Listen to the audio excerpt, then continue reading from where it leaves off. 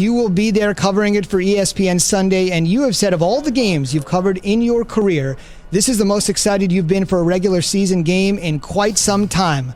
Why is that? Zubin, you're not on Twitter. How did you find that out? That's what I tweeted yesterday. Somebody passed that along to you. You have you've got a burner, don't you, Zubin? Kevin Durant joining us the next hour. No, I'm just kidding. No. You know, I was going through all the stats, all the storylines. I fell down some rabbit hole of historic games between these two over the last 10 years and the relationship between John Harbaugh and Mike Tomlin, and obviously with Big Ben.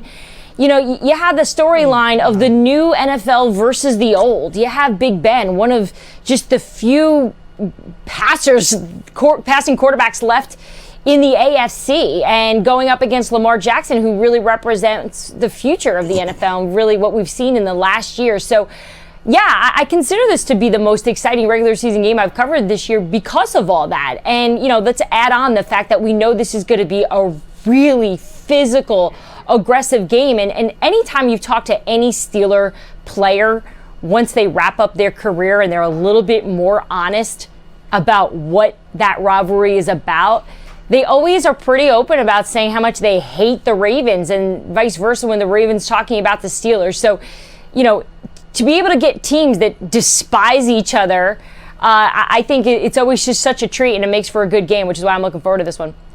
Diana, you obviously been having conversations with the Steelers defense this week. What have you learned from them? Don't give me everything. Give me something, though.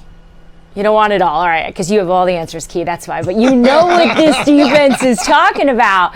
You know, let's just take a look at the sack numbers for Lamar Jackson this season, okay? So he's got 16 sacks through 5 games. He had just about 23 last year in the entire season. So he's dealing with a lot of pressure, which is something that you know the Steelers team wants to bring. We saw what they did last week in terms of slowing down the run game from the Tennessee Titans. They knew that they had a really tall task ahead to stop Derrick Henry, and they did just that with almost very little issue there. They had no answers for that Steelers defense last week. So for Lamar Jackson, they know that he struggles on the outside. They're going to force him, make him throw to the outside. He loves his tight ends. We've seen that before. They're going to try to contain him, keep him in the middle of the field. And in terms of his legs, right, we saw actually, ironically, Tennessee do such a good job against Lamar last year in the playoffs by just forcing him lateral, keeping him outside those numbers. That's the way to slow him down. So the Steelers defense, they feel like they've got a really good season in terms of dealing with these running type quarterbacks. And basically what you saw them do against the Kansas City Chiefs is what you're going to see this Ravens defense do against, the Steelers defense do against this Ravens offense. Diana, what has allowed the Steelers offense to actually thrive? It's just those short passes, long runs. It's really been the bloodline for this offense. It's why they've been undefeated. You know, you talk to Big Ben for just a few minutes and you get the sense that he's got so much confidence in the fact that he's got so many targets. He has 6 basically pass catchers that he can go to. They've gotten over 25 more targets per game. Each of them, think about that. He's got so many options now. This isn't the old Steelers where you think of just AB and Le'Veon Bell. You got numerous guys that he can go to, and he's comfortable with them. And you know, guys, when I was on the show with you guys last week, we talked about the creativity of this offense, how it just looks a little bit different. And last weekend, we saw even more of that, the layers that this team has. And Ben is so comfortable in the pocket. You saw him do things against Tennessee where in that first half, just a 38-year-old quarterback that looks like he's moving like a 28-year-old. He's certainly going to give the Ravens, quite the challenge this week, knowing how good he is in the pocket on top of the fact that he's got such great chemistry with these young receivers. Diana, we talked obviously a lot about the Steelers. What message about the Ravens? What's that message that they're sending, knowing that they got to figure out how to get Lamar going? Yeah, it doesn't feel like the Ravens of last season, right, guys? Do you remember how much Lamar lit up the league? It's all we were talking about. And it just, even though they're 5-1, it doesn't feel like that at all.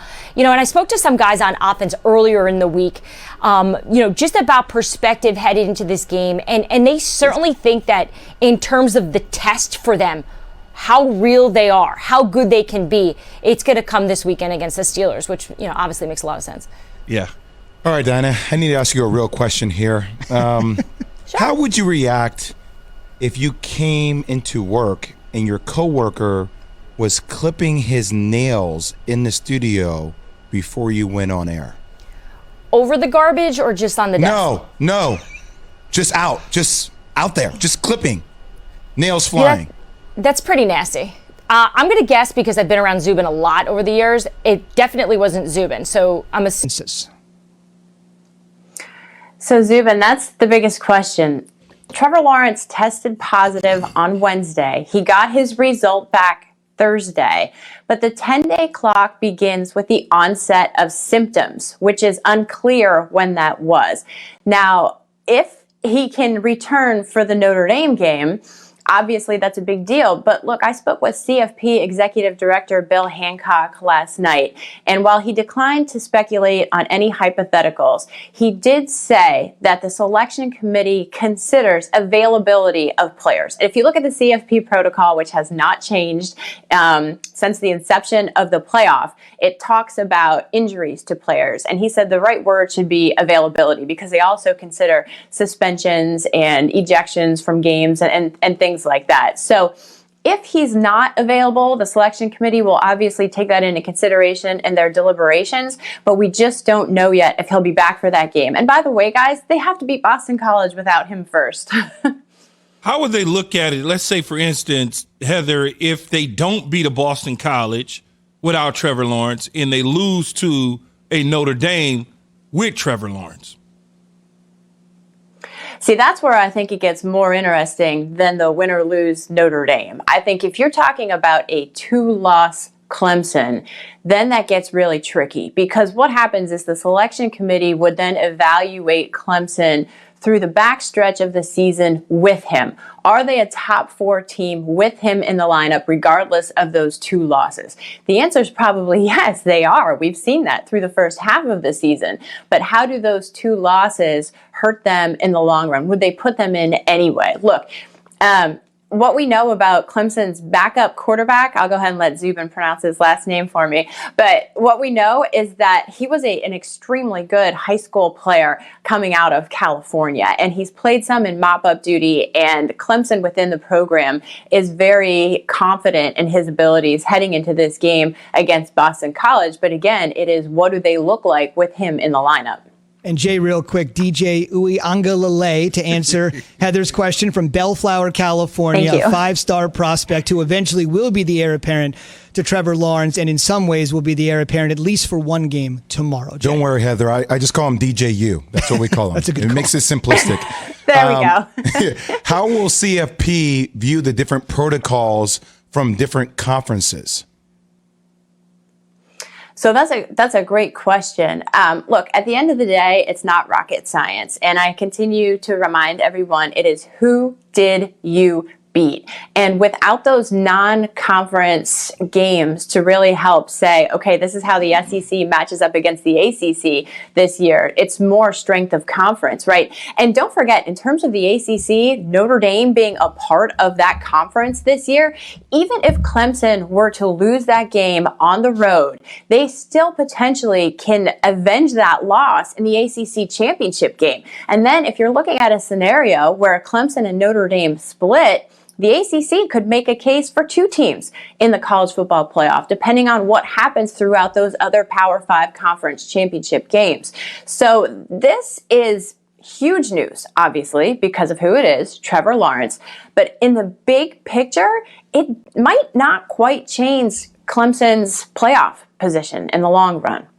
It's a fascinating point because you juxtapose, Heather, those 2 days, and it could be something, right?